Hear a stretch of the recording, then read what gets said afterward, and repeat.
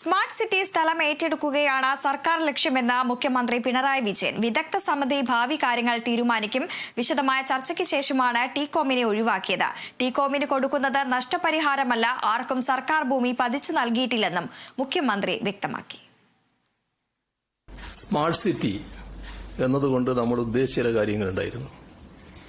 അത് ഒന്നും നിന്നുപോവില്ല എന്നുള്ളതാണ്. പലതരത്തിലുള്ള ഊഹാപോഹങ്ങളും പ്രചരിപ്പിക്കുന്ന അവസ്ഥ വരുന്നുണ്ട്. നഷ്ടപരിഹാരം കൊടുത്ത് പറഞ്ഞു വിടുക, അങ്ങനെയൊരു സമീപനമല്ല സർക്കാരിനുള്ളത്.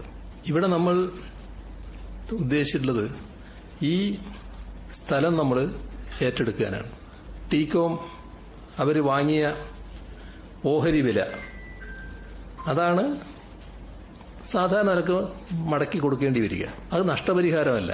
നമ്മളിത് ഏറ്റെടുക്കുക എന്ന് പറയുമ്പോൾ അത് പൂർണ്ണമായും ഗവൺമെന്റ് ഉടമസ്ഥതയിലുള്ളതായിരിക്കും. ഒരു ജോയിന്റ് വെഞ്ചറും അവിടെ ഉണ്ടാവില്ല.